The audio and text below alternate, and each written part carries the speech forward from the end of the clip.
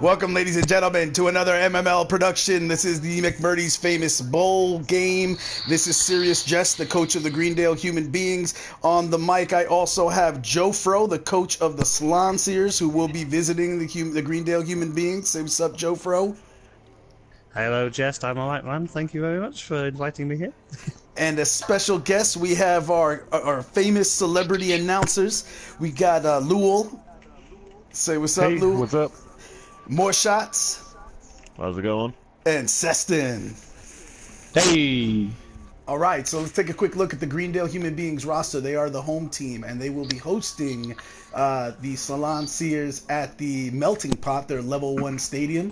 You take a look, here is what their roster looks like. They're they're going to have 8 active people after the brutal game with the Norse team, Soulless Sabers, in Week 7. And you can read more about that at mmlpro.com. And here's a quick look at the Slaan Seers team roster. They are the opposite because they have plenty of players to give here. And we'll let Lul lead the discussion on the teams while we go to inducements. Okay, yeah, looking at the Greendale Human Beings, as Jess just pointed out, they're pretty beaten up after the game against the Norse, the Solo Saver, last week. We got Hamshank coming back, who was sitting out the last game. He's the thrower they purchased just prior to the season from Gertley's team, actually. He's a pretty fast guy. He's 7 movement. He also has strength 4, which is kind of rare for a thrower. And that also leads to him being actually in the list for top rushers. He's ranking 12th in the season for rushing yards. So he is a great passer, but he's not afraid also to run it if he has to. We also got John Crawford III, who's a catcher. He's Hamshank's favorite target, and one of the leading scorers in the league. I think he's ranked number 7. Also to look out for, there's David Kasich, a pretty regular blitzer with tackle, and I guess he's trying to go after the Skinks here. Yeah, I think he's definitely going to be one of the main players to go after Skinks. Having that tackle skill, he's the only player on the team with it. So I think you're going to see him blitzing early and often. Oh yeah, that's a great weapon. Maybe also we can see John Crawford III, who's the catcher, with his dauntless skill, trying to actually go onto some of those Sorai. Because the Sorai are actually well developed here in this year, so it's not going to be an easy task for them. Yeah, but we can see that it's a very different skilling than on other lizard teams, like Leaping Lizards, for example, another lizard team in our league. They have different skilling on the Sorai because we don't have any stat ups here, so all of them are strength 4. So I don't know. Maybe we see John Crawford going after one of the Sorai. Yeah, but the bulk of the stat-ups that aren't on the Sorai actually have fallen upon the Skinks. They have 3 AG4 Skinks, and they also have a plus movement Skink. So, you know, the Skinks the Skinks on the Seers are really the stars here. The Sorai are very basic looking, but all equipped with block, and also the Crocs was talented enough to pick up block. So, I mean, they may not have the flashy skills that other lizard teams may, but they're definitely a solid unit and just quite a handful to deal with. So I don't envy the humans' task here today. Exactly, you're absolutely right, Shots. Looking at the Skinks, I want to point out Uldaxel, who's their superstar Skink, basically. One of the league's leading scorers and rushers.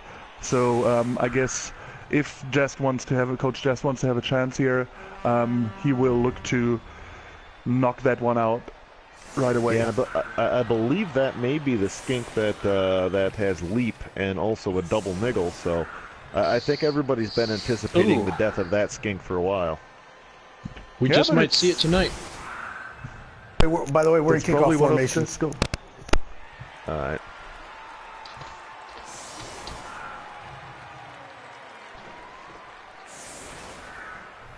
busy night in the MML. Looks to be 3 farm games going on right now also.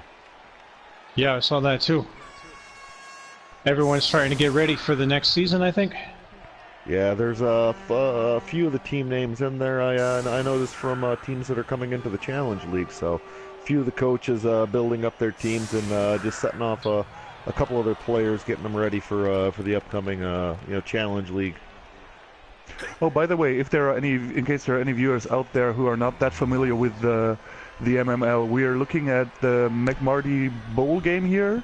In our league system, we got a bowl game as a reward for teams who had a good season but did not make it to the playoffs. They must have a positive winning record, which both of these teams have. On one hand, we see the Greendale Human Beings, who lost the playoff spot to Reptile Dysfunction and North Leap till Brooklyn. On the other side, we got Slaan Seers, or as Coach Jest last week called them, Slaan Seers, who lost their playoff spot to the Green Tide Titans and the White Owls. Yeah, I wouldn't want to give the Seers any more motivation to punch you in the face. But looks like we're going to get a few star players here. Oh, the mighty Zug. Yeah, Zug and Griff. The humans are very well beat up in this game, and went with a few harder hitting players, getting the 5 strength and 4 strength pieces. So this will definitely help them out in this one. I don't see a wizard though. No, you got 2 star players. We could have trying to put a wizard in there too might have been an awful lot. Well, the bigger danger is this actually frees up a deeper bench. They may be looking to try and get the skinks down on the ground and foul.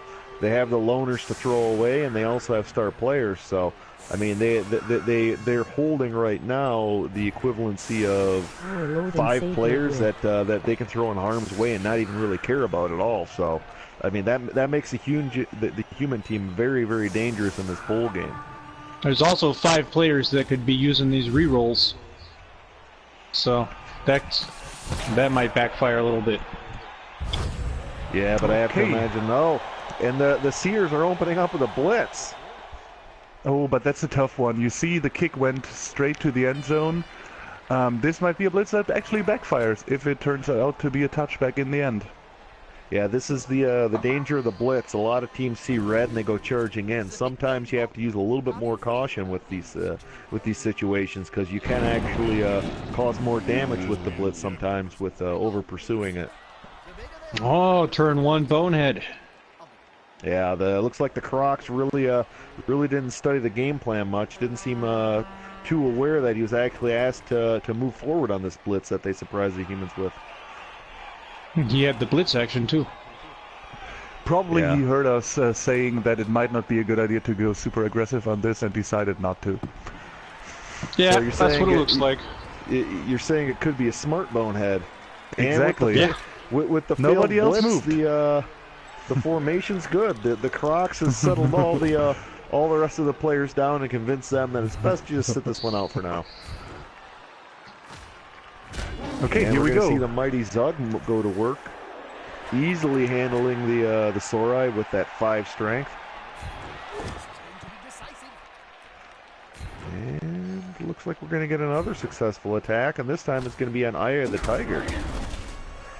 So wow, you really see the O-line for the humans working with those 2 star players against those Sorai. Well, the unsung hero was the guard piece that was standing in the middle, really helping out the rest of the players. And we're going to get our first armor break of the game. Appears to be just a stun, but still, that's a first major collision, and wasn't even by a mighty blow player. So,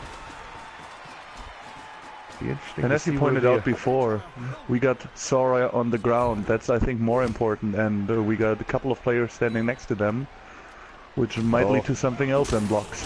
Here comes the skink hunt and the first injury of the game, and that's the player that we highlighted going in. That is the tackle mighty blow piece. David Kazik, our skink hunter, successful on his first punch. He's on fire. He's got the skills that you got to be afraid of. question's really going to be is he put himself in harm's way, separating himself so far from the rest of the team? As long as he doesn't get murdered out there, I think it was worth it. The other thing is, while we were distracted by the blitz, we didn't even notice that the ball scatter has placed it right in the end zone. So a failed pickup could be disastrous at this point. Yeah, but we got Hamshank there. He won't fail. Well, Hamshank's had a bad reputation at times. He can be very, very reliable at one moment, and then just an absolute, just problem the next moment with sometimes not performing, the way that the coach expects. But keeping track of our numbers here, you said it might actually get down to the numbers with the star players coming in for the human beings. We're even now. Actually, with this, both have 13 active players in this game. So Jest managed to even out the numbers right with the first turn, getting all those star players. Yeah. And I'm a little surprised. They're going to mark up all the players fully, and looks like they're going super aggressive on this one. So it'll be interesting to see how this plays out. I mean, this might also be a game for Coach Jest's decision to see if he actually wants to take the Greendale human beings into the next pro season, yes or no. He's just going for it. If he gets a great win out of this, maybe he's considering keeping them. If not, he doesn't have anything to lose. Yeah, they came out of the gate really strong this season, and really hit some speed bumps in the middle there, and kind of stalled into a bowl game that I know early on they were really looking like they were gonna perform and be one of the easy playoff teams to get in, but and we're getting the Crocs in motion finally. He's in action and a successful attack on our skin he's all right. David Kazak, but he's all right. Yeah, but he's not in a good position now with that. No, he's got to get away from that tail if he's going to continue this skink hunt. But maybe the skinks want to go back to him. They want to get back to him first and take revenge for their lost friend. Well, I don't. Maybe they do. I think with the current allotment of skinks on the field, it's going to be difficult for them to really exact too much revenge. The high value skinks started off this game, and then little by little, as skinks get damaged, you see the more expendable ones that are on the bench. So I think right now they're going to be happy with just trying to throw some blocks on that. He has a full 7 skinks on his team, huh? How about that? Yeah, no, he walks in with a full 7-pack of skinks and a big smile. So, ouch! And Dontrell does not appear to be smiling. Just got KO'd by the Mighty Blow Sorai on the right side of the field. And the humans get a chance to respond to this with the 2 throwers deep. The humans are slightly outnumbered and really relying on the strength of Zug and Griff to put them in a better situation. But yeah, with the Sorai now in contact with quite a few players, this isn't the easiest proposition for the humans. And it's going to be tough to knock those Sorai down right now. Bodies. Nice. And he's actually not going for it. Looks like there's a little bit of repositioning going. Looks like they're loading up on the Crocs possibly here. That we could be looking at a long distance pass at this point. If Hamshank does run all the way up and try a long pass, they could be looking to 2-turn touchdown. That's what we're going to see. Our skink hunter, David Kazak, is becoming a Crocs hunter, but not as successful this time. Well, this is going to be successful enough. The push will clear the catcher out of the way, and this is going to open up the attempt I think they're looking for. Let's see what Hamshank could do. Humans are going high-powered offense here. Getting their hits in while they can. They get rewarded. No armor break. But he's down, and with Saurus agility, that's just as good. So we'll see if Griff is gonna risk a attack on a skink, or if they're gonna load up and go for the throw. Because I have to imagine with the way they played this so far that that's their game plan is to try and get John Crawford a touchdown opening up on this drive. Yeah, Hamshank had all week to think about this since he was just sitting out, taking classes at Greendale Community College, and also writing letters. If people out there are interested, you can go check it out on mmlpro.com, where you can see about 18-page letter that Hamshank wrote to his father while he was sitting out. Yeah. You think his father showed up to this match? I don't know where his father actually lives. Maybe we'll find out more about Hamshank's father soon enough. Maybe we'll get a response from him. But Hamshank is not going for the pass as we anticipated. It was an awfully long pass. Yeah, and that may have delayed this a little bit, but they did free up. He might have been going to catcher. go for it, and then saw how difficult that pass was going to end up. Yeah, Hamshake does have extra mobility, but it's still one of those where that mobility does have its limitations. Mm-hmm. Yeah, if he can keep him safe and also keep the catcher safe, then it'll be much easier next time. I mean, Hamshake is pretty safe down there. There are no skinks in range. All the skinks are in the back of the field, so... Yeah, it looks like Coach Jest really sized out the situation before placing the player, that he didn't move him all the way forward, and also kept him back enough to a range that's safe.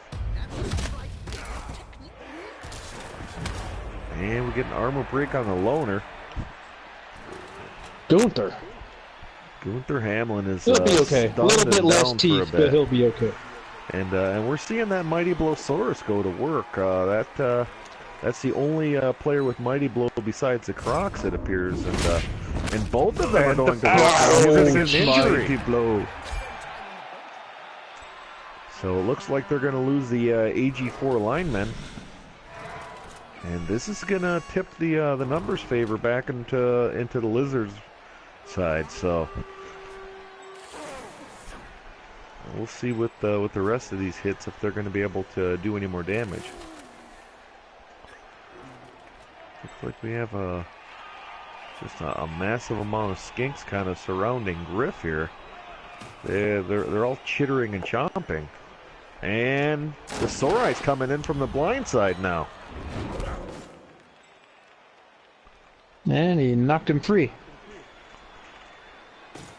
Griff knows how to get away from Sorai. That's not news for him. No. But Griff's got a Sorai climbing all over his back now. This might not end too well for Griff if he doesn't do something about the current situation he's facing.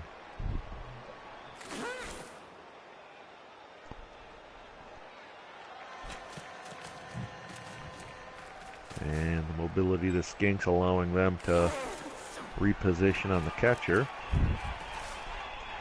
And the diving, I believe that's... Yeah, the diving tackle skink moves into position, and they're going to get two-die block on the human catcher. So John Crawford He's seeing some stars. Score. And the dreaded skink attack. David Kasich is only one go for it away from the score. Yeah, but he's in the he's in the open air where there's an option, but this is one of those where if anything goes wrong, you've got enough skinks in the area that that it could be going the opposite direction real fast. And there's still Eye of the Tiger, the other Saurus, who stops this from happening anyway. Yep. Yeah. Smart move, Eye of the Tiger. Yeah, and that's the six movement mobility of these Saurai just gets overlooked sometimes, that they really do have that impressive distance that they can travel, and it just creates so many issues. Yep, I mean, gotta you still love got got Freddie Gray in there, so if Jörg Fentelberry can somehow manage to get that Saurus away from Freddie Gray, there might be a chance to score because Freddie Gray actually also has Geektron ability. Yeah. Well, the biggest issue is that with the two stuns, it's really left the humans short-handed up deep in that field, and it's just there's no good numbers advantage to get any clean blocks. But it's going to be difficult for them to really, get much hitting in with the way that the field's laid out so far. Ooh. And immediately after I say this, a successful attack on a Sori that stuns him. So he doesn't go for the score with Freddie Gray, he goes for knocking down that Saurus.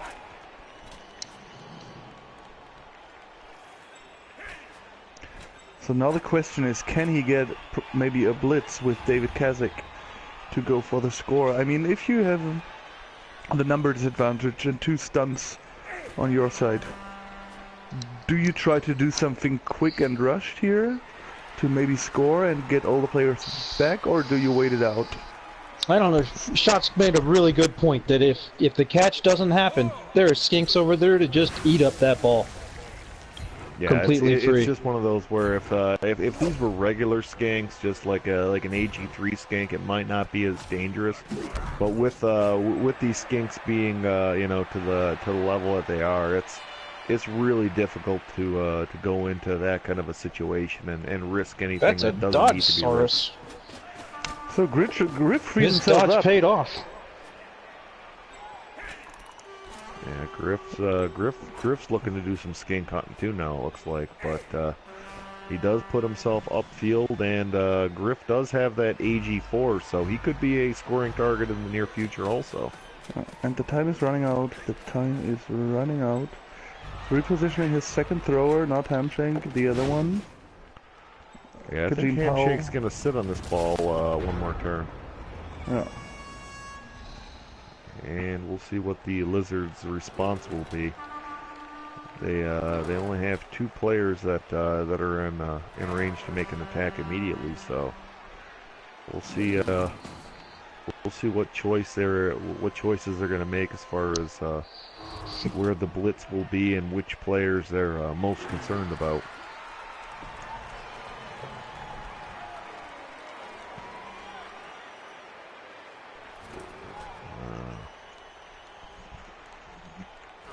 Looks like the Seers are taking their time, formulating a plan, figuring out which players need to be marked first, and where the skinks need to locate themselves. They also need to be aware that John Crawford III is going to be getting up in this next turn, and that could create some strategic issues for them also.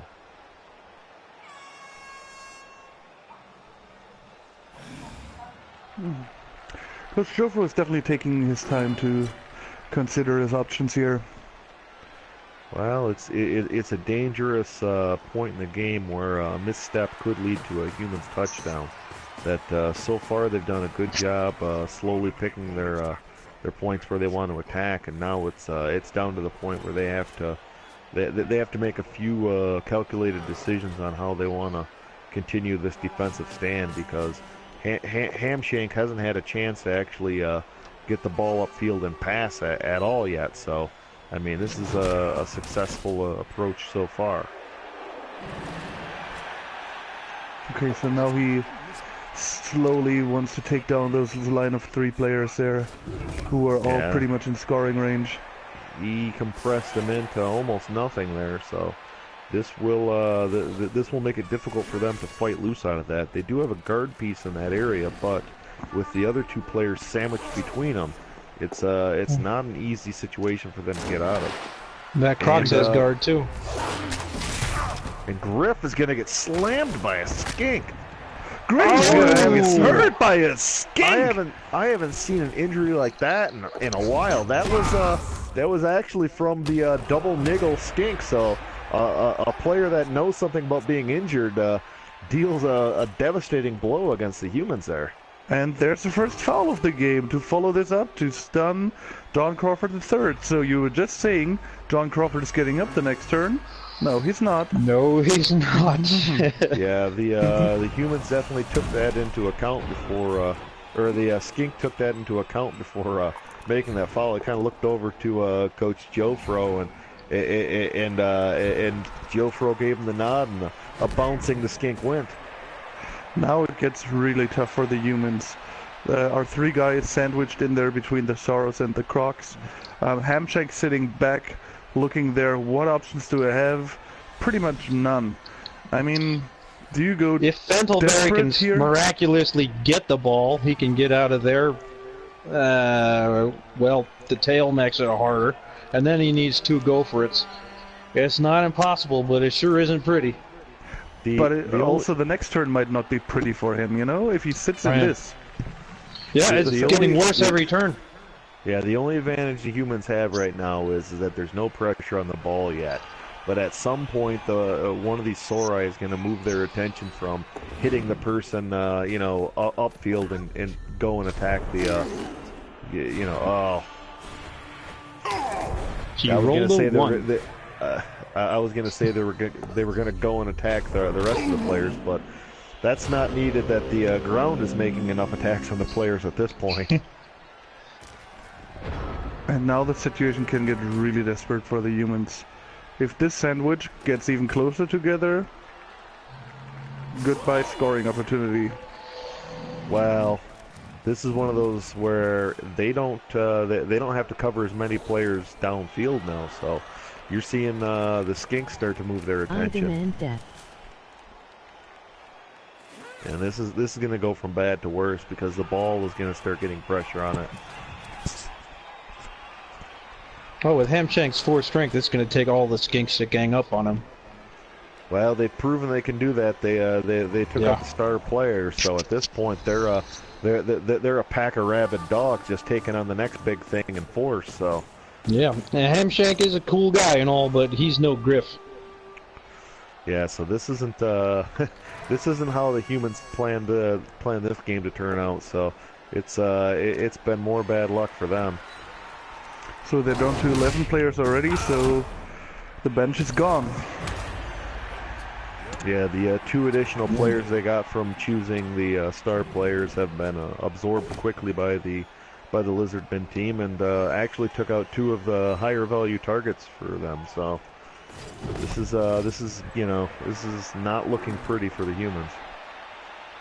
Yeah, and they didn't really have a chance, you know. I think, as we said, probably it was just strategy to maybe throw in a foul or 2 in the early turns to get a number advantage there, but he didn't even get a good shot at it. Yeah, it's just the numbers advantage never turned their way, so they've really been getting nibbled to death by the Sorai and the Skinks. So.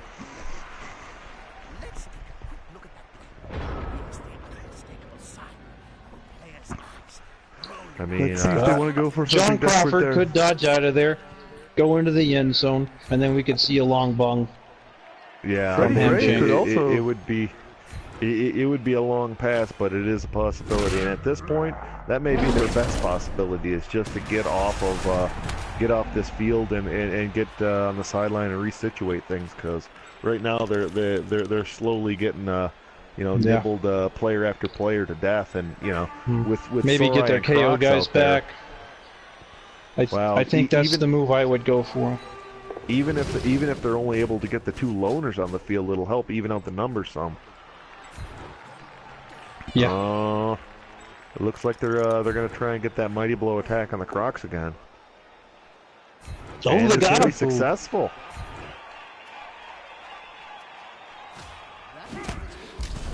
No armor break, but it does put the Crocs down.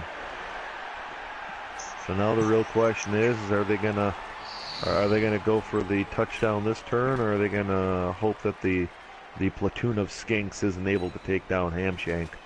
I don't know if the platoon of Skinks. There are 2 Sorai freed up as well. I don't think that they can sit back much longer. it's really to the point where the further they retreat, the harder it is to get that ball all the way up the field and into the end zone. But can he actually make that pass? Like, is there a pass option? If That's he gets a really Joe long Crawford pass. down the field. Is He- it a, with one go for it, he can make the half field pass, which is the maximum distance. okay? So it's physically able to make the pass. No interception opportunities with it, but it's a really low percentage throw. Yeah, So you're looking and at all that, like a. all of that strength doesn't help him make the pass. But it's an opportunity to reset the field on that. But I mean it's really not a likely situation. And the bigger alarming fact is if they fail it, they've got a player that's in surfing range. So And he fails the dodge. Yeah. John Crawford didn't manage to get out anyway. What'd he roll? He needed what, threes? Well, he rolled a 1 1. and a 2. A 2 the first time and then a 1. okay, so and he stuns himself, so that's going to put the scoring on hold again. Yeah, that's really bad news. Well, The they ground weren't out there going is for- hard today. They weren't going for the touchdown either. Hamshanks retreated all the way. He's actually trying to hide behind the goalpost at this point. That he's trying to make himself look thin and hoping that the skinks don't notice him there. He's standing very, very still. I'm not sure if skinks are like Tyrannosaurus Rex and that they can only see things that are in motion, but it seems to be a new defensive technique they're going for here.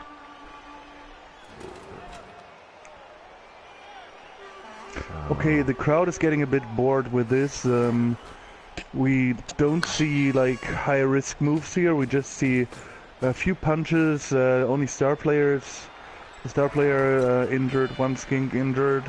The crowd demands depth now. So to the coach Well, Joe that's just because Harry Warthog's in the crowd, and he always craves depth. So that's nothing new. I think all the fans and coaches know that he is bloodthirsty on all accounts.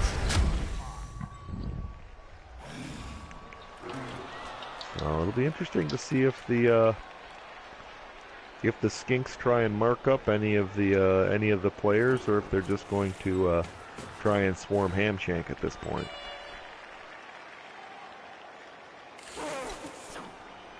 Oh, and I didn't even notice, but the Crocs was well behaved and stood up immediately.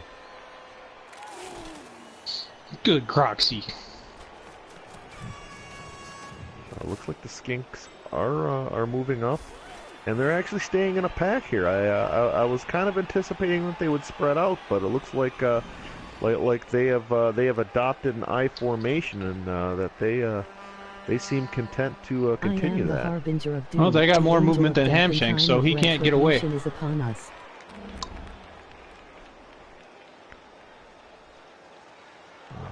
But the last skink seems to be a bit unsure of where he wants to go. And then he slowly comes back up to the pack too. Slowly rejoins the skink I formation. We actually have one player in scoring range here, and that's Freddie Gray. That would be a really tough one, but not impossible. There he is. Yeah, it would take a bit of effort to get out of the tail freed too. up. Oh, and it looks like they're trying to nibble at this skink formation, and that is the double niggled skink. And he holds up with He's just a seeing stun. stars.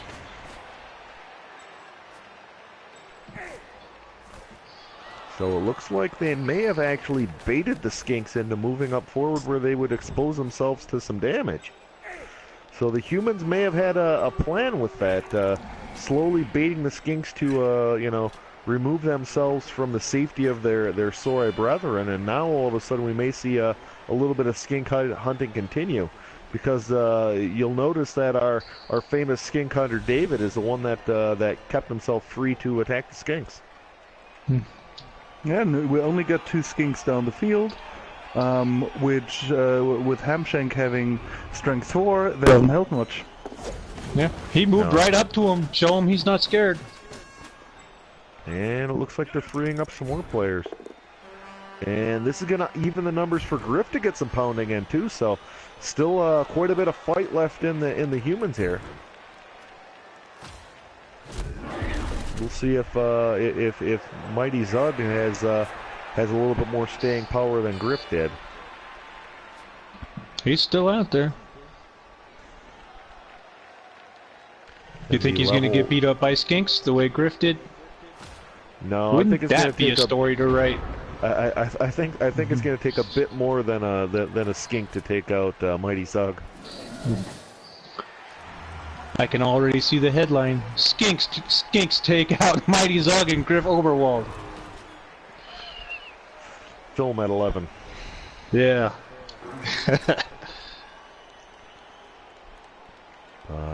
It'll be interesting to see the next couple of turns here.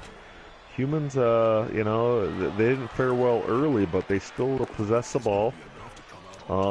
They still have a few players up the field, and they have enough mobility to score with a few of them. So it'll be. Yeah, they have 2 turns left. Still plenty of time.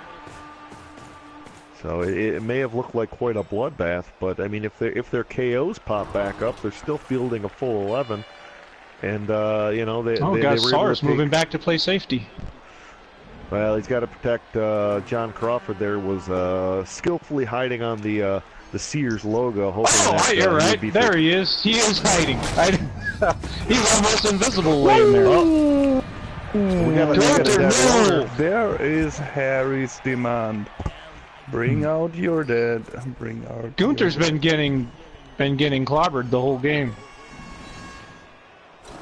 Yeah, it hasn't been a very good showing for him, but luckily for him, it's over. Unlucky yeah, he for doesn't him, have to worry about it anymore. Unlucky for him, it also is over. Yeah.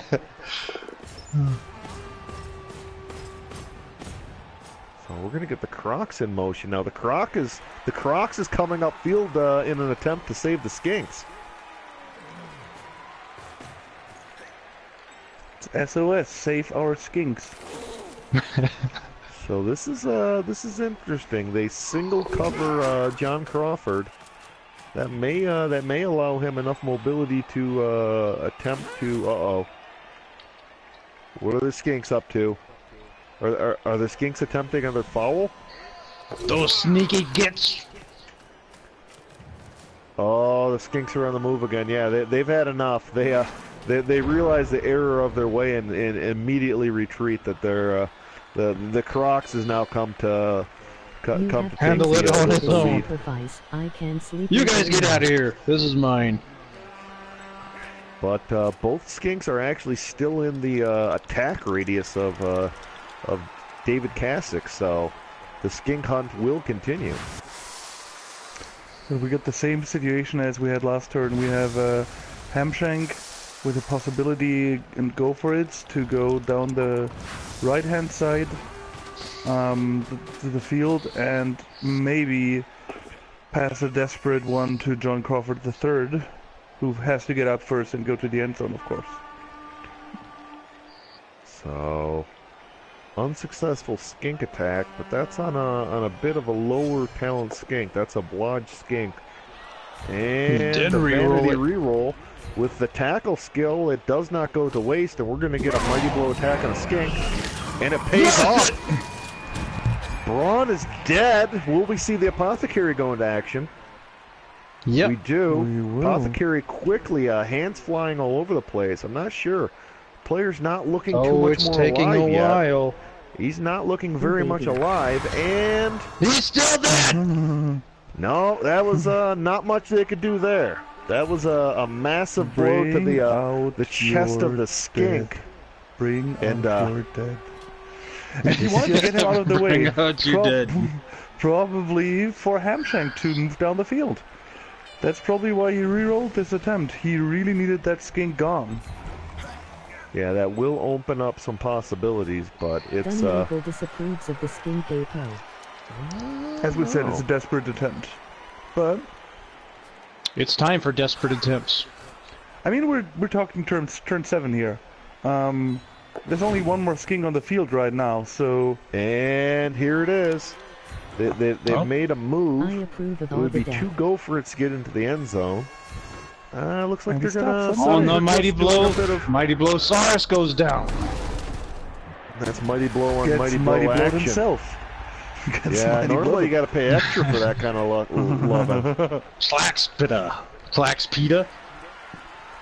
Well, this opens up an interesting situation. If they can dodge free, they may be able to set up a bit of a second threat upfield. And Looks like that's they what did. they're doing. So this is He going wants to to make it a have little bit two- more. Oh, and then Two now they guys put the still ball score into danger.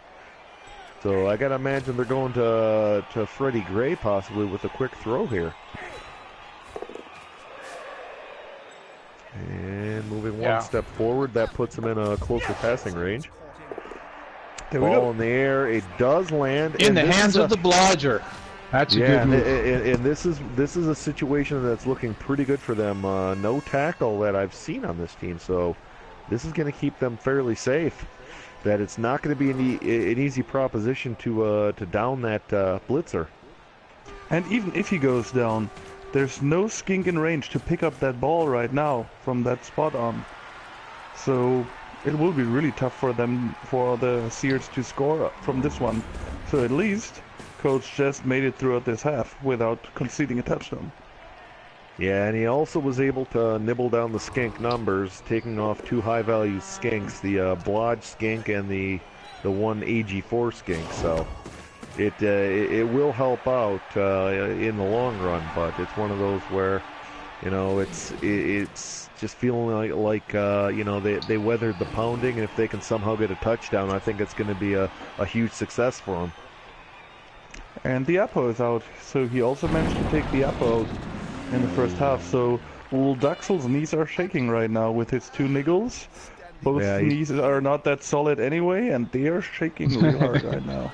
It doesn't look like his knees are actually even strong enough to make him stand at this point. That he may just lay where he's at for the rest of this turn. No, he springs there up he goes. and courageously scurries off to the furthest point. He's already attempting to make it to the locker room. He says he wants to go into the concussion protocol now. I think we got one of our lizard coaches, Don Eagle, watching, and I think he might be a bit confused because there was an Apo used on a skink. Yeah, it's not something we see a lot, but we are hearing more and more rumors about some of the newer coaches being more skink friendly. So, and the reason is they will dislodge this ball, but if this ball doesn't somehow magically land in the hand of a Sorai, it's still up for grabs. So we get a couple of free humans. That skink can make it with 2 go for it. Oh, and that last little move is going to wall off Hamshank from getting an easy pickup there. We got David Kazik there. He's in good shape today. And will the ground take and get a a solid hit in? The ground sure has been an effective player this match. Yeah, it's truly the 12th man this field. He's got a really good chance here actually, because you have David Kazik in range for a blitz. You got Freddie Gray there to assist that blitz. You got Hamshank to pick up, and John Crawford III to receive the pass in the end zone. Sounds easy, right? Yeah, sure does. We do this all the time. So, which direction do you go? Do you put David Kazik on to assist, and then bring Hamshank in to do the attack? No. You have Freddie Gray there to assist. Get up, dodge out. Kazik blitz. Mighty blow and tackle blitz. Not that he needs to tackle, but... And then, you need to get the Saurus down. Yeah, I think I go with the tackle piece, and then Hamshank comes in. I let Freddie Gray do the ball handling, and then hopefully he'll be able to just do a simple handoff for the touchdown, or maybe even go to the level of taking one go for it and going into the end zone. With you.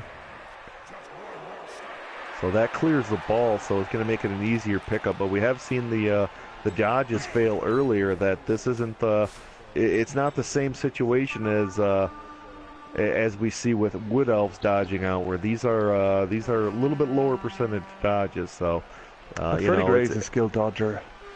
Yeah, but with it being a 1 or a 2 on the fail, it really doubles the odds on these to really backfire. It's not like the humans have any other way they can do this. They have to risk this to keep themselves in this bowl game. No. And I think this way it's still a lot easier than the one I proposed. And he's off. Uh-oh. And the reroll has been burnt. And the 12th man attacks again. No home field love for the human beings.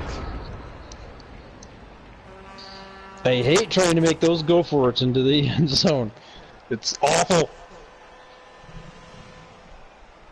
And now, what movements are left for the Sorai? I mean, we've got Daxel waiting down there, but he's waving the team over. He wants them to come join him.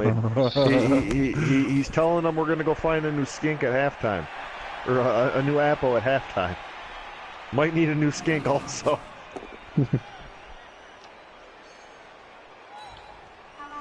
So the blitz is going to go to David the Skink Hunter. Do we know if there are any babes in the stadium? I have no idea what their inducements were. But other than the star players. No babes, just the star. The 2 star players cost me everything, including $40K of my own money. Okay. Last game of the season, can't hold anything back. We're playing to win. Fork Goblin Gambling.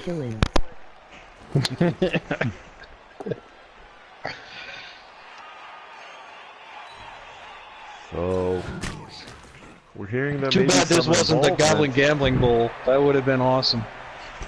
No, I believe we had that earlier this season. Yeah. And I believe the results were kind of what you would expect in the Goblin Gambling Bowl, from what I remember. So that's going to bring us into halftime at 0-0. Yep, round 1 is over. No points scored. Well, the points haven't been scored on the field, but they've been scored in the casualty box. I believe we have in both casualty boxes. We have the humans down 3-2 in that battle. So the kill box went currently going towards the lizards. But the humans actually have their KOs coming back. Oh, that worked out. I don't know. I don't know how well they're going to feel about that, even though, because lizards are getting first hit on this kickoff, and that's going to be disastrous, I think, because they're going to be able to load up that mighty blow and get free swings. Luckily, it'll be on loners and unskilled linemen, but still, that's a numbers disadvantage that could immediately get flipped on them again. So looks like we're going. Mighty Zug don't want any part of that lane. Yeah, he's hanging back for a retaliation hit. Looks to be. Oh. I'm gonna get a second Bloodweiser for the second half. I'll be right back. No, maybe we'll get a Mighty Zug kick screen. Ooh, that'd be a good. That'd be a good move. I don't think I've ever seen a star player kick. So looks to be the skink. The skink collection this time is going to be AG leap diving tackle. That'll be that star player with the double niggle. And then we have the AG sidestep, a regular sidestep, and a plus movement skink. So the assortment of skinks is a nice blend of all the the flavors of the rainbow, and a little bit something extra with that leap and diving tackle ability. So looks like they're mixing up the players a bit here.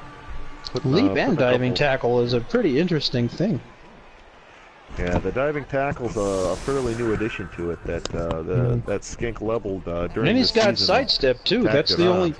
when you said leap and diving tackle, the only thing I thought he was really missing was a sidestep, but he's got that. He's got So- four Yeah, sidestep skings actually. Yeah. It's an absolute pain dealing with that combination of sidestep, dodge, and diving tackle.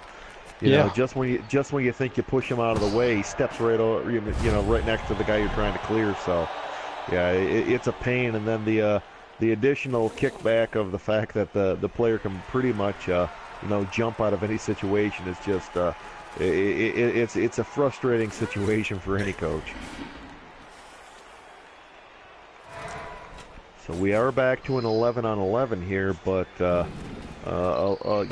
couple extra loners taking the field isn't a great situation for the humans. Well, Duxo is actually a poor man's war dancer.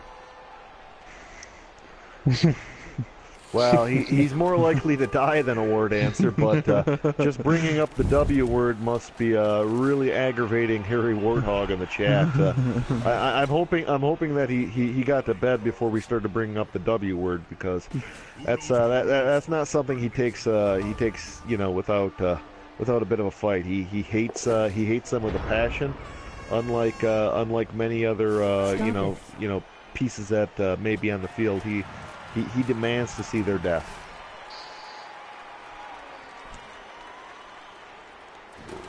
And looks like we're going to get a traditional lizard cage here. You will set me off. So the ball acquired and quickly nestled away. And I want sleep. So I thought maybe Harry Warthog had changed a bit after his let's say, interesting commentary last night. Wardancers. Or was it 2 nights ago? 2 days ago, yeah. What was that? TRR. You missed an interesting show. Actually, Jest was announcing that one, and the entire second half was basically Harry Warthog giggling and burping and not bringing much to it. The feta cheese made me go. That sounds like it was fun and funny. That's what counts. It was a really good time. I'll put it that way. I haven't laughed like that in quite a while. I could hear the tears coming out of people's eyes. It was that entertaining. So it was the goat cheese, I believe, that got to him. Darn that goat cheese. Which game was that? Was that my game? It was feta cheese, actually. Feta cheese, yeah. Okay. I believe it was the Dignity game. There was I'm thinking it was. It may have been all the death in the air that got to him or something, because he was in rare form. So here comes the blitz from the Crocs, and Crocs is gonna single himself out here a bit here. He ain't scared. He's huge. And he quickly retreats. Oh, right, he's a little squared. So safety in numbers. Sorai in front of Skinks, and we've got a massive lizard cage. With no free block for the humans. So the real question is where will Mighty Zug make his attack? I don't think they're going to be able to get around to make an attack on a skink.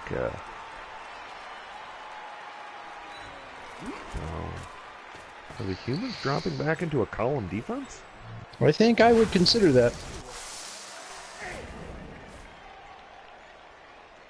That might be the right thing to do, because moving all your guys up to tag these mean Sauruses wouldn't necessarily be that smart either. So, looking like they're loading up, and we're gonna get the Skink Hunter against the Big Liz. So a successful attack on the Despair here, and no armor break though. So they'll be okay. And yeah, it's starting to look like they are going to go with a bit of a column defense. So they set the one corner, They've got a second column being built right now. Dead center of the ball. And the Mighty Zug's going to take the lead on that one. Best And it looks like we're going to get a second pillar on the left now. And that'll put 3 columns up with a few extra players to distribute wherever they feel that they're needed. That's pretty good. And they're not giving away any free blocks. Teachers.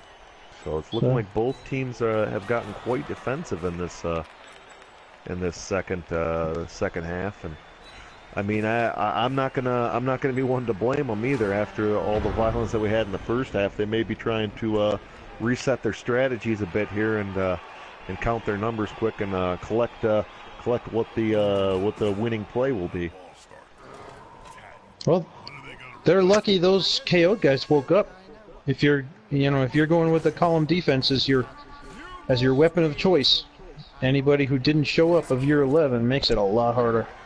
Well, I'm still seeing the one guy got KO'd almost instantly, so it was good of them to join the game for even a little bit. But yeah, they're going to be playing. It appears to be what, 9 players? Yeah, it's 9 players left right now.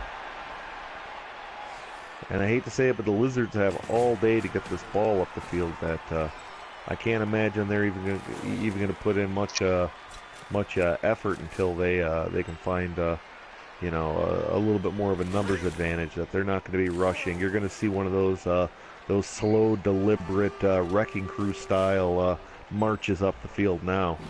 Yeah. I mean, the only chance. Do any of these skinks have catch? No. No. No, but it's one of those where with having 2 AG4 skinks out there, they really don't require the catch. That and they got the rerolls too. Yeah, they got with 4 rerolls, they can slowly just pick their places. I don't think that you're going to see a single attack on a skink unless they try and bait the humans into something. That you're going to see this slow mega cage just kind of creep left and right, and slowly try and grind its way up the field. Yeah, could it be a strategy for Coach Jest now to maybe take his skink hunter in there and try to take out one skink after the other? Is that an option, or which strategy should he do to crack this cage open? Because against those massive Saurais and Croxes, it's tough. I think he almost has to take Mighty Zug and go around to the back of the cage and put some pressure on the backside. Try and get a Mighty Blow attack on a skink, because it's to the point right now where if they're going to trade one hit for one hit, I mean they can keep the Lizards back for a while, but if nothing else, they're just walking into a 0-0 overtime best case situation. So I think at some point they have to take a player and actually put a little bit of pressure on the cage from a different angle. Double skulls by Zug. Zug is showing his loner mercenary ways and takes a punch and a KO. He's knocked out. That changes things a lot. That sure does. So both star players on the sideline now. Not looking good. That the loners really didn't fare well. They came in with 5 loners, and 4 of them are off the field right now. Whew, and this probably hurts because actually what you said, you can slowly move down that cage. There's no chance for him to crack it. Actually, this cage just got put into fast forward. But does Coach Jofro want to score here right now? No, but once he's in scoring position, he can just tighten this cage completely up and doesn't have to worry. Yeah, just wait it out.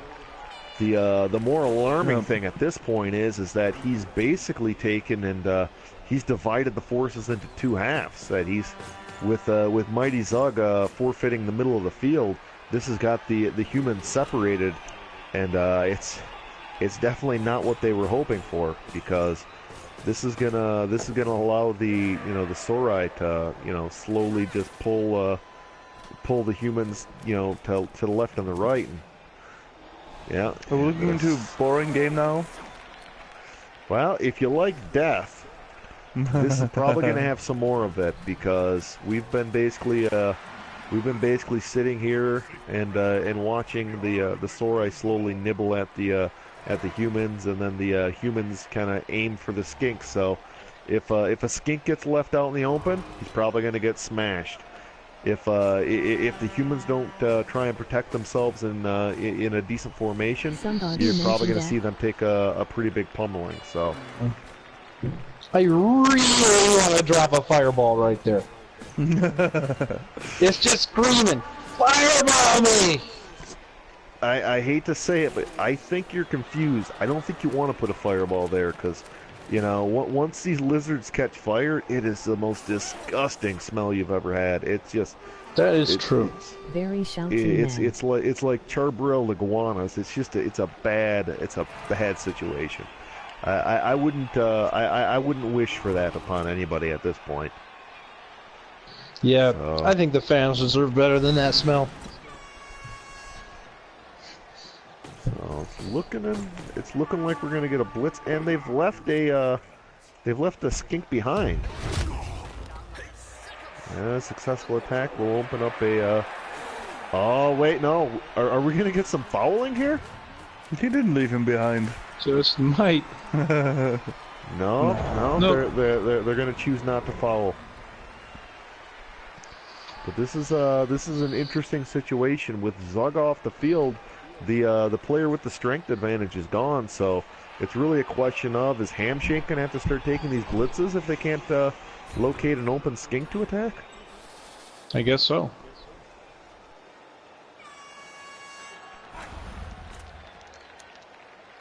I mean, at this point, the human beings don't really have much to lose. Do they start attacking this cage, or just any point where a skink's hanging out, just start blitzing the skinks? You know, even if it means leaving players in contact. Yeah, it looks like they're gonna. They're gonna throw the bodies into the gears of this machine, and it may end up with a few humans ground into nothing. But I mean, this is pride kicking, and they aren't gonna let this cage go without a bit of a fight now.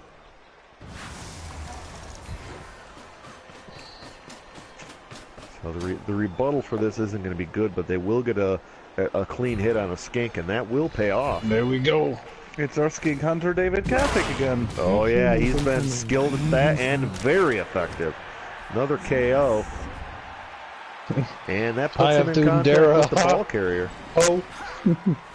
Oh. You can't forget the hoe. Can't forget the hoe. I remember that story.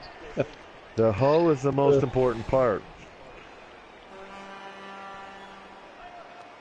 So yeah, this is slowly trying to get the numbers back, but I mean, this is going to be a real telling turn for the Lizards here.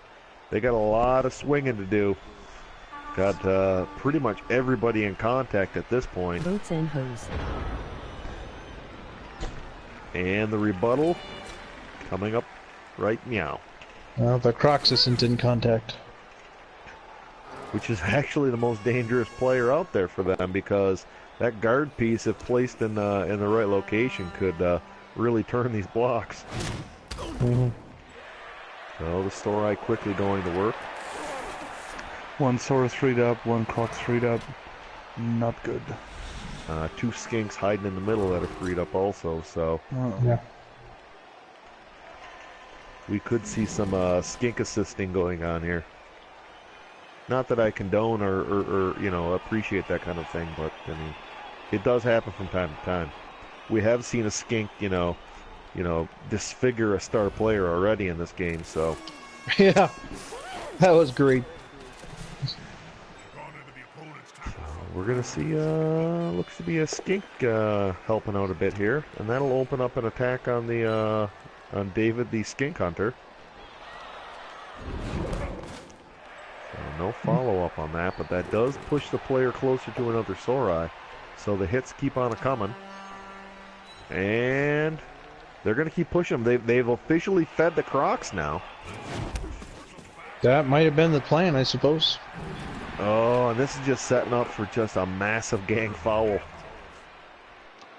And even the Crocs can't get a clean hit.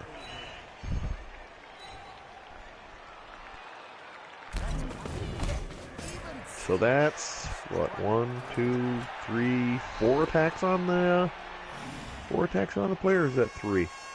This will be 4. This is 4, yeah. Still no. So then, but there's skinks. He still has skinks to do that work. There we go. And the skink was successful. 3 skink versus the skink Crocs hunter. Can't do it. Helmet across the face. He goes down and is stunned. So the Kong Castles. What a name! The cage attack is successful, and the cage will have to go into reverse for a turn now.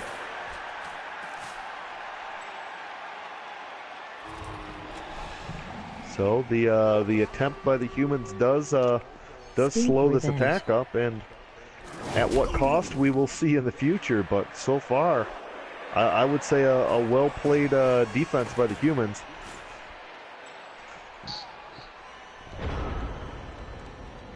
I have to imagine Mighty Zug is going to catch an earful after this game is done. He probably is already. Well, I can't tell. It almost looks like Coach Jest is over there kicking him on while he's on the ground, saying, "Get up, you big oaf! We need you. We haven't even scored yet." And I didn't see. Did Hamshank just fail in action there? Exactly. Yes, he did.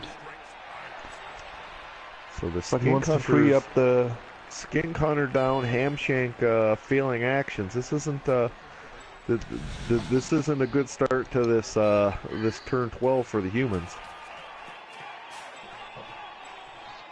And that cage is very well set up, because even if he goes to attack Uldaxel, for example, with Freddy Gray, that will lead to a push of that ball-carrying skink onto the other side of that big old cage. Yeah, it's really one of those where they did a good job placing the pieces for this, but it does leave a skink open at this point, so that is an opportunity to once again try and even these numbers out some.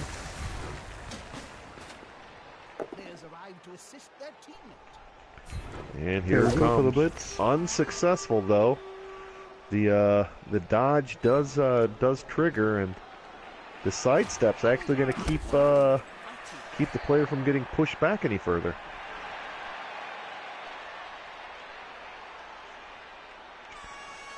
So Freddy Gray still free to make a movement here and figure out where he wants to scamper off to. And gonna go back and try and mark the skink up a little bit better. So at this point, the Lizards seem fairly confident. They like their positioning and situations, using their strength to really lean on the humans. And yeah, this is going to be a super cage for another 4 turns, and then a skink walking touchdown, I have to imagine, barring something shocking like, oh, I don't know, Zug doing double skull or something like that, like we've already seen.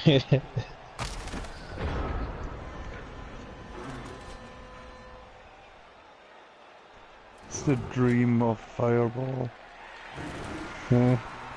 Yep. This is what it's made for. It's too good to be true. So I'm gonna give you 3 options, okay? And they're all likely options, okay? What's your favorite thing to fireball? A full cage of lizards, a full cage of orcs, or a full cage of dwarves? Orcs. Lizards. Lizards, orcs. I got to admit, I like barbecue and dwarves. I just think for some reason it's so hard to crack that cage when they're all guarded up and everything, that a nice fireball on the dwarves just really it does something special for me. I haven't had that many matches against dwarves to hate them that much. My hate is all registered on orc. I wouldn't say that I hate the dwarves so much. It's just one of those where, you know, You just like to see them on fire. Yeah. Yeah, when they're all caged up like that, it's just one of those things where it seems like that's the only way you can actually stop them. So that's where mine really comes from, is that I can't come up with a good way to stop them. So setting them on fire is about the best thing that I can do. It's the only way that I really can better my situation against them. And the Sora are going back to work, taking bites and nibbles out of every human in sight. So the star skink is still sitting outside this cage. At this point, what would be easier, just leaping him back into the cage or actually doing the dodge out? Uh-oh. And it's an effective foul, and that was on the skink hunter. Skink hunter, so. David Kazik. And this actually may be a tactic that we don't see that often. So, this could be fouling to get yourself caught so you're safe on the sidelines. Yeah. What was the name of that skink that just got ejected? I've been trying to say his name for the last few times it showed up. It's like Conquas. Say something. I believe that's the Conquistador. Conquasals. Don't hurt yourself. It's not worth it. So we know who needs to be on the podcast when we do the naming lizards' name, or trying to say lizards' names. I think it's fun. It's a tongue twister, and you never know if you got it right. Yeah, that's the only advantage is that you don't have to feel like you got it wrong, because no one knows what the heck these things are called. Exactly. So Hamshank is our new skink hunter and injures Uldaxel. But Uldaxel survives again, unharmed. And that one's been a long time coming. He's taken so many injuries. The only reason why he's not the best punching bag is because he normally only takes one hit and then he's out for the game. So, he's kind of like a drag Column defense car. is reforming. Yeah, Udoxel's kind of like a drag car. You get one good run and they have to rebuild the entire engine.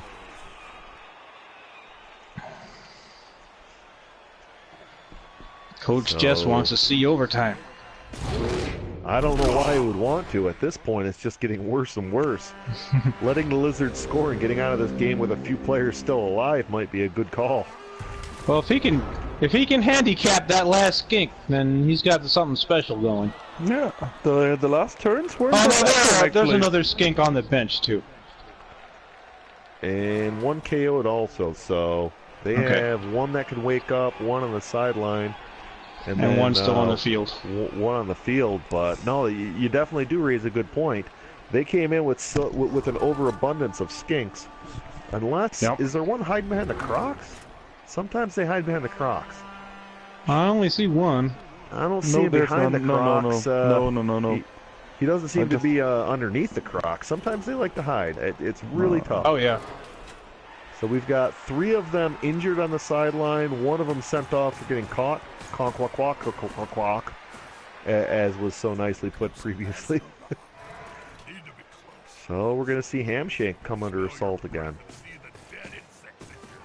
And the Mighty Blow attack with the Mighty Blow. Ineffective. Mighty Blow doesn't help, it's just push it. I'm a little surprised that we didn't get a Vanity reroll on this, though. It's really getting to the point 4. where they haven't been forced to use a reroll yet, so. You should have used it there, I think. Oh, by the way, Hamshank actually, with the injury on the skink, managed to pick up the next skill after this game. Well, the way that he's been swinging on people, he might want to look into picking up a block. Yeah, he's an important strength piece on defense. And occasionally having block on offense probably wouldn't hurt him either. So with that send off, it looks like the Lizards may not be doing much more fouling. That they may have learned their lesson, and the ref's been letting them get away with a little bit here and there, but finally has put his foot down. I think that may put an end to these gratuitous fouls on the humans. So now he needs to take out a Saurus, since he's taken out all the caging Skinks. Next step would be Seers.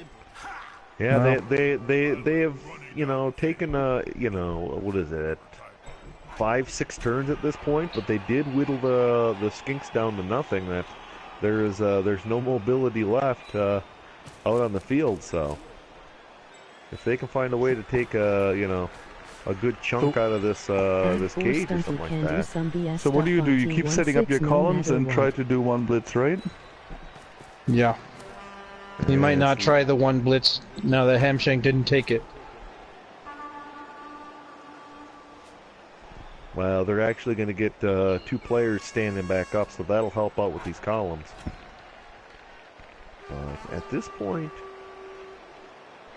you need every player you can for this defense, but do you set up a full 4 columns this time? Can he make it?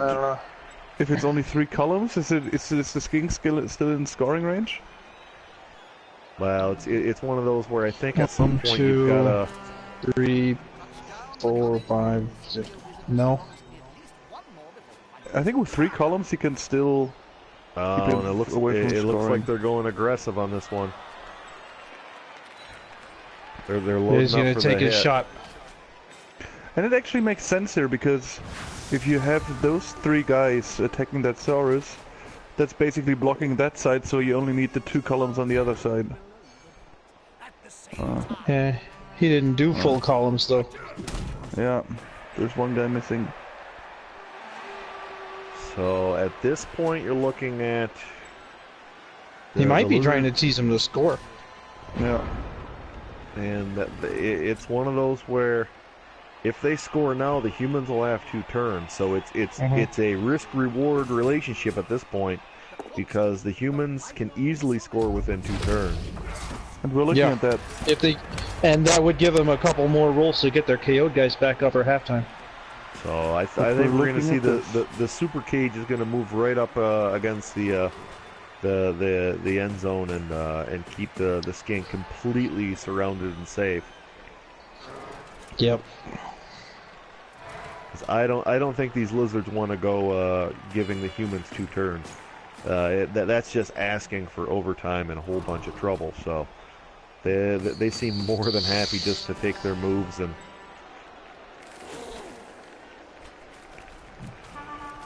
So the Skink is there any chance dropping you could prevent this touchdown from happening? You can try and dodge in, get really lucky, and clobber the Skink. They are going to have a reroll in hand. It's risky, but at this point, what do they have to lose? That they can make a stab at it, or they can try and take a corner off the cage and load in a bunch of players with tackle zones, and then try and block in the other half of the cage. But with not being able to get really in front of it, it's going to make it next to impossible. So probably the best idea would be dodging in there with John Crawford III. Yeah. Who's a dodger, at least. Does he have an AG4? Yeah, guy so that still you on the can use field? your reroll. Yeah, if you use a dodge guy and he actually makes it in, then you can use your reroll on the block itself. Exactly. Yeah, but this isn't looking good with so many tackle zones protecting it. It's even more than the cage. I mean, there's I nobody. guess There's going nobody from the with pack. guard. No. Yeah, over there on the side they have a guard. Oh, you mean in the cage? No. In the cage, no, there's no guard. No. He's not going for it. He's trying to put a body on.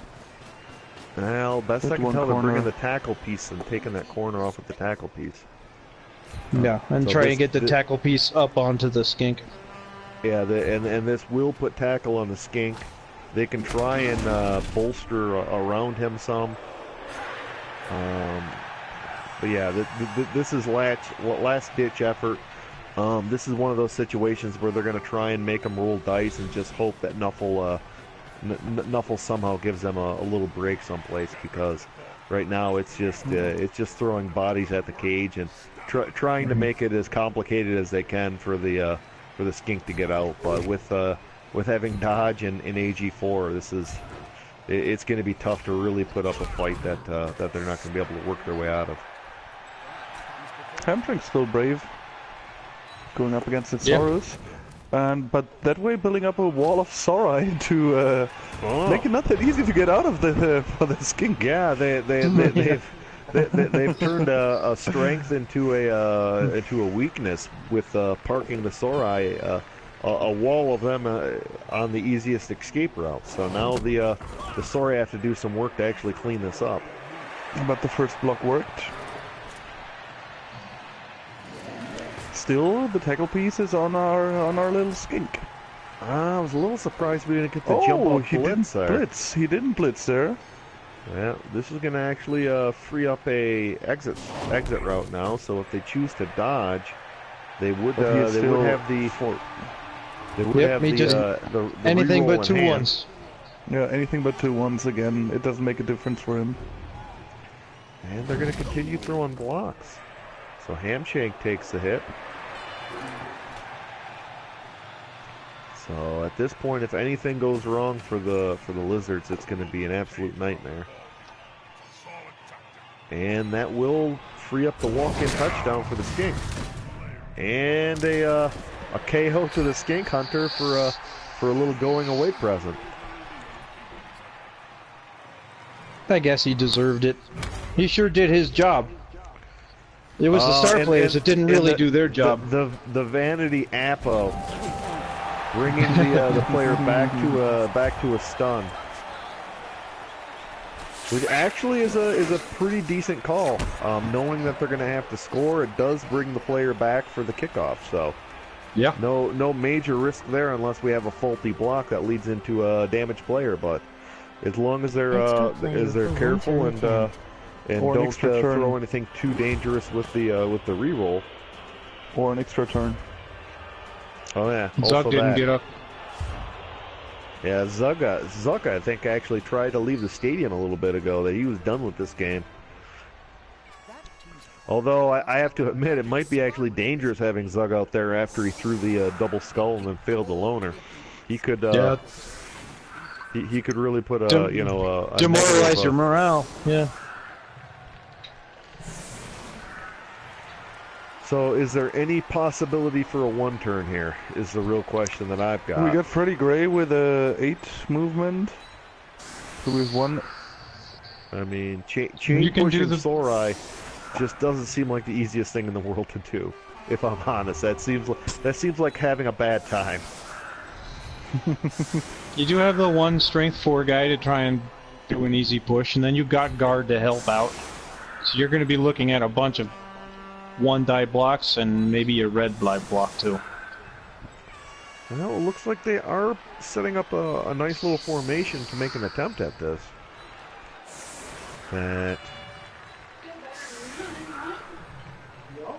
they're loading up. That they've got a formation they've picked. It's not going to be an easy attempt, but it's that Greendale try that they're not going to give up. They're not going to just go quietly into the ninth. That they're going to make a solid effort at this. And we saw a successful attempt for a movement 8-1 one turn the other day, right, Sestonn? Did we see that? Yes, that was my first 1 turn ever. Do it. I'm so proud. They're adjusting their formation a bit here. So they still have plenty of time to make these last-second adjustments. But yeah, this is going to be one of those where it'll be fun to see because it's one of those where every coach takes a different approach towards setting up their 1 turn and doing these things. So it'll be a fun experiment to see what they can come up with. Let's just hope it doesn't go bad with the first block. That would be really disappointing. Yeah, it's always a letdown when the first one ends up 2 pows and nothing goes right. You know, the one time where you need the pushes, you always seem to never get them. Is there someone back for the ball? Well, fairly deep kick. That's not going to make it any easier. This will actually force Hamshank into making a throw. Normally he's known for holding the ball and rushing primarily. So here's the blitz push. There we go. And a successful load. So I don't think that they require him to maneuver. That they're gonna make their push off to the right. But I don't know if this player has to bound all the way around or if there's any advantage to him. No. He's trying to. Yeah, it looks like there goes the reroll early. And that might have been that might have been a lack of positioning there. That they may have had the opportunity to maybe move one of the loners to shorten the route or something. But the pushes continue, so hope is alive. Also the coming. And I have to admit, this is as far as one turning, this is a good start to it. Yep. And there it goes. Yeah, but that's all they needed. I believe that he's pushed the 2 forward. Did he only need 2, or did he need 1 more? I think he needs 3. Right? He needs 3 unless he has sprint. If he doesn't. No. That'll do. I don't believe that the catcher has sprint. But if they can load up, you need 2 players behind the 2 Sorai there, and you won't. No, even that won't help. With the even tail. even that won't help. No, because he's already used his blitz. Yeah. No chance. Done. No chance done. Yep. Too bad. And that's unfortunate. It was a lot further than most of my one-turn attempts go. So coming up 1 short, just having that carrot just out of the grasp. It's painful, but we've all been there. So nothing left to do but get a few free hits on some Sorai and go home and tell your mother what happened. Throw a nice pass for 1 SPP. Well, it'll be interesting. It looks like they still got do 1 foul player on in the Saurus. contact. Yeah, that is a pretty well loaded up Sorai, but I don't think a lot of the tackle zones are free. The one up Sorai is still getting in the way. The Eye of the Tiger just does not seem to want to go down without a fight. So I would say one of the big highlights in the second half was the fact that the Lizards didn't use a single reroll, from what I noticed. No, they didn't. But they didn't do very many things risky either.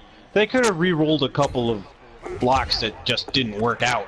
They didn't have anything really fail. And speaking of really failed, the loner bobbles the catch, and that takes us out of this game. Stupid loner. Yeah, George Ventelberry gets his MVP, and as does Oatlocks. So that's going to be a level for the Saurus. So that'll get him another skill going into the next season, making this Slaan Seers a bit more dangerous. They're already pretty dangerous. Yeah, they came in and had a real solid season. I know that that original plans might have been to change teams, but the Lizards performing so well really makes it tough to imagine them going away in the near future. I just hope they won't pick up more tackle there, because I'm in their play pool, and there's 3 Wood Elf teams in that play pool, so they might look into getting more tackle on this team. I would if I was them. I think at about this point, every team needs to start looking at getting more tackle. We've seen a slight downturn in bashy teams, and we have seen elves and dodgier teams on the increase. That we now have 4 Wood Elf teams and 4 Skaven teams in the league. So, I mean, dealing with dodge is going to be something that we're all going to have to start getting used to. And it's also on these ghouls that are in both teams that are incoming, and on the werewolves, or at least they have access to it. Yeah, this is going to be the real interesting thing, though. How long is it going to take before we start seeing some of these dodgier teams actually picking up tackle too? Because that's something that they haven't been doing either. So right. I have really tackle on my elf. Yeah, how many? I have tackle on 1 elf. Exactly. The easiest thing for an elf coach to do is identify the one player you have tackle with and foul it into oblivion. We don't foul. So I'm not we sure did if we try to can murder him. I'm not sure if we can get the coaches to rejoin maybe shortly and give us a little recap. Can you hear me? I'm here. Oh yeah. I hear you. Yeah, it was good. Well You're played, not an Jest. elf coach anymore, SE. I forgot to say good luck at the start of the Says. game, but yeah, well played, Jest. I think, yeah, I was a bit lucky. I was a bit scared by the star player choices at the start, and when my skink started falling down one after the other, I was thinking, yeah, you're right. The second half, when I was looking at it and thinking, oh my goodness, I've only got one skink left in this field. I better put. So I'm very sorry if I delivered a very boring game towards the end. But Well, sometimes that's what you have to do when your goal is to win and you're up against another great team. Then you can't play all showy. Exactly. Yeah, if this was a farm game, I can't imagine either team plays, in the manner that they did. I would have expected, a lot more cage attacking, different stuff like that. Where with a bowl game, it's something that both teams played for the entire year. That it's to be expected that people play a little bit more conservatively and they don't take the big risks. Unless, of course, you're like Stuntman Didi or me, where we just, we can't help ourselves. We get out of control every now and then. But yeah, no, it was a well-coached game on both sides, and it's one of those where you can't fault somebody if their strategy isn't the most exciting thing in the world, but if it's technically sound, I mean that's something that can be appreciated also. So. And it was for both of you. It was quite technically sound. The column defense was working great. I was terrified of the one turn at the end as well. When you started talking about the one turn, I had considered it, but I thought, well, I had no other choice than to leave myself open to that. But yeah, I was like, I'm kind of glad. I'm almost disappointed that Jess didn't actually get to do it. I would have quite liked to get into overtime, but I also wanted to win. So. It would have been an exciting overtime, I think. Yeah. Things were looking a little bit bleak in terms of, yeah, I'm sorry about the badly named skinks. Yeah, it was fun. It was a puzzle to solve. Badly named skinks just make us appreciate the named ones even more. Whenever Eye of the Tiger does something, it's just like, oh, it's Eye of the Tiger. I know that one. I know. And disappointingly, Polo Bronze bit the dust today. So, actually, the apothecary role gave me the option of death or strength down. I just thought, nah. Well, one of the more famous strength down players is Slow-Mo. A fouling sneaky get skink from the Challenge League that now resides on the farm, who has single-handedly removed many a big guys.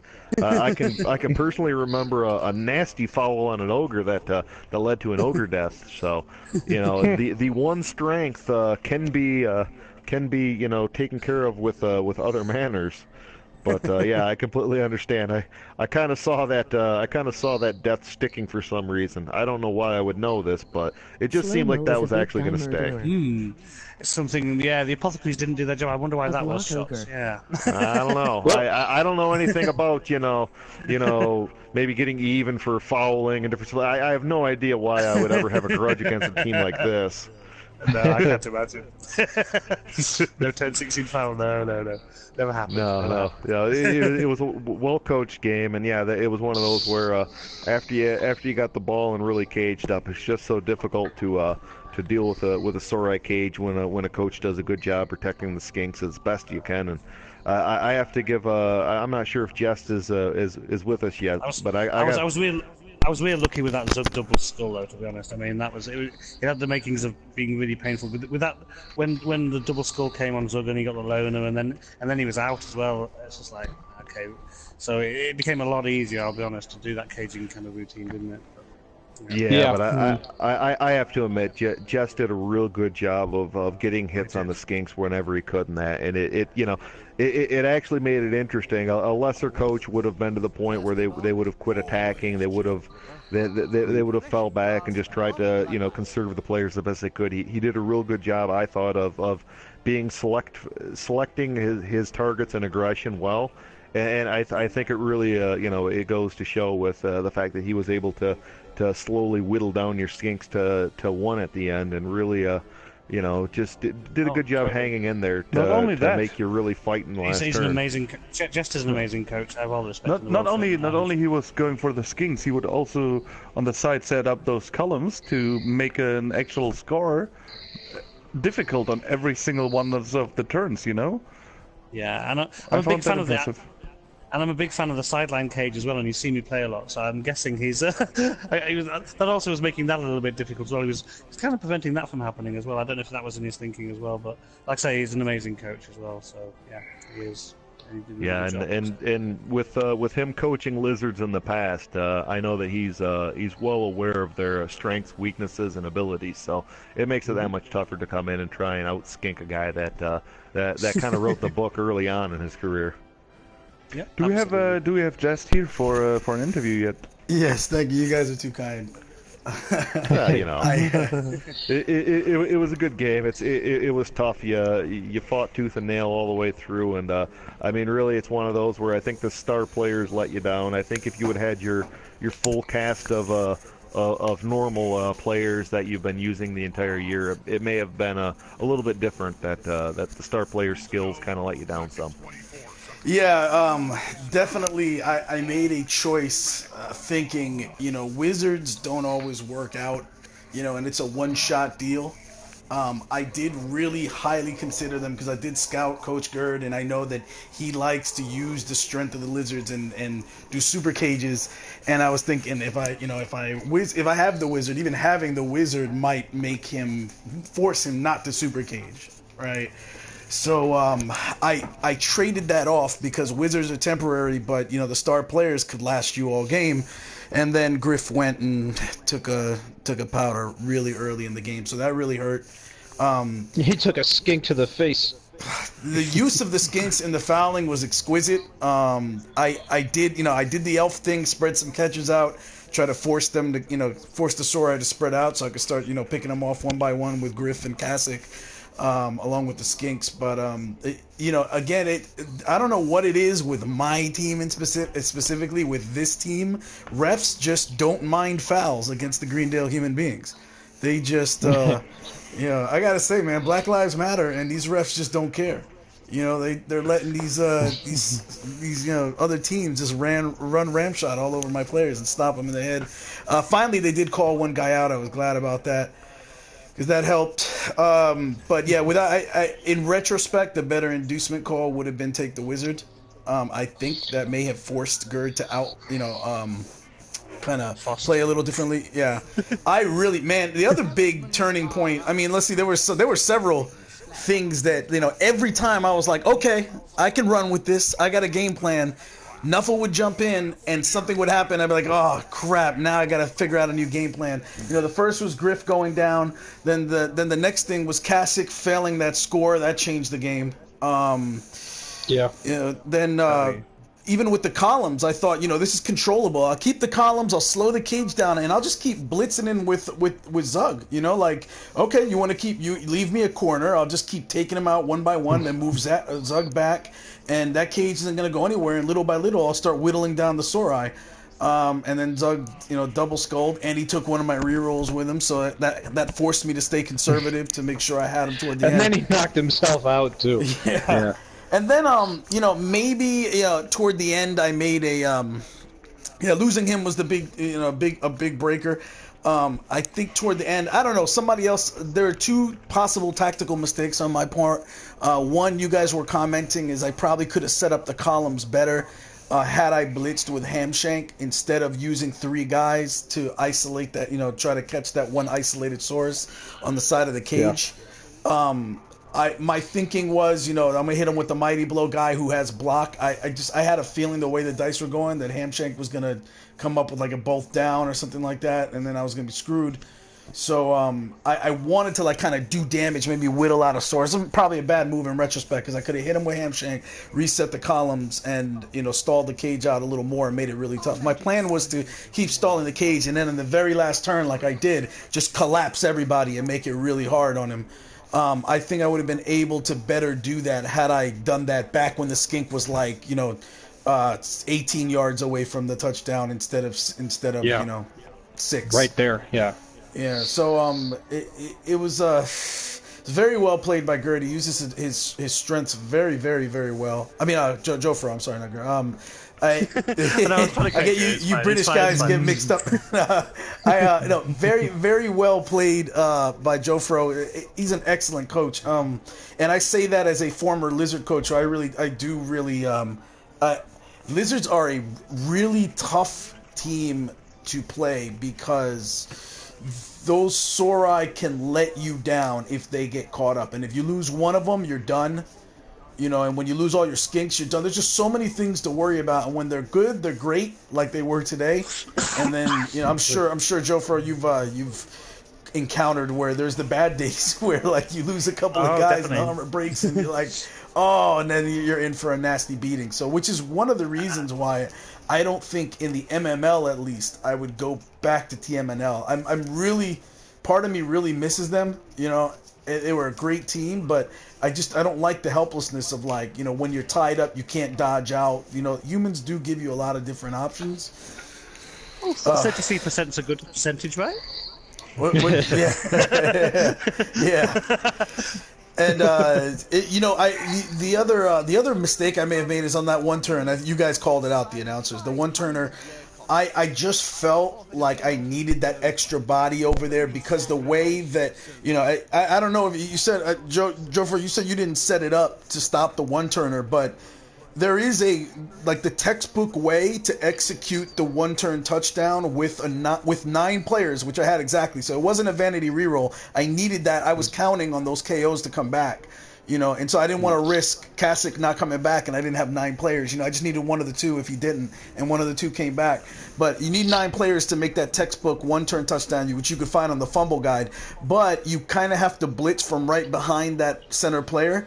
And you set your guys up right there, so I couldn't do that. So it kind of forced me to do the little side push, and it was an extra play. I felt like I just needed the guy over there. I may have been wrong. You one-turn experts, I'm not really an expert. I'm kind of like a one-turn dabbler. But, if any of you guys saw it, and maybe I didn't need him, I thought it couldn't hurt to have him over there, except it burned my reroll. And close. No, it's a tough situation, and generally in most cases you just kind of pack it up and you make an attempt. But it was one of those with it being a bowl game. I think you were pushing a little harder to try and get every push, get every player in position on that. And to push 3 squares, I wouldn't even know kind of the route to take. So to even get it 2 is always pretty impressive. That third one always seems to be the most difficult push to figure out, and you really have to, you have to be playing a long game and really have it thought out. Where even me, it's difficult. So two pushes I can do, but that third one is next to impossible. It seems like go instead of walking down the block, it feels like trying to walk to the moon, because it's just it's a forever distance in Blood Bowl to get that one more push. I think Crawford needs sprint. I think that's just the answer. Yeah, or possibly even just pick up a little bit of extra movement there. That would be a nice little level. Yeah, would. I'll have him work on that. Maybe more wind sprints in the off season. We'll see. I still got to figure out whether this team is coming back. What they showed me today was, there were some things that some players did really well. Actually, it was really the star players that let me down. So I can't really fall. Hamshank played pretty well. I really thought I had that touchdown at the end. Freddie Gray let me down on that. But, oh well, it happens. Yeah, did you roll a level on Hamshank already? I don't know. I haven't checked yet. I'm still on the main screen with the stats, for the viewers' benefit. But let's see, I can switch out of here because I don't think there's anything crazy on the stats. I mean, you and I don't think we set any postseason records at all. You had 4 KOs inflicted. Maybe for fewest yards for winning? You had 60. 60's not terrible. It's it's not great, but it's not terrible. We got a passing game. I forget. Was it Hamshank that completed the pass today?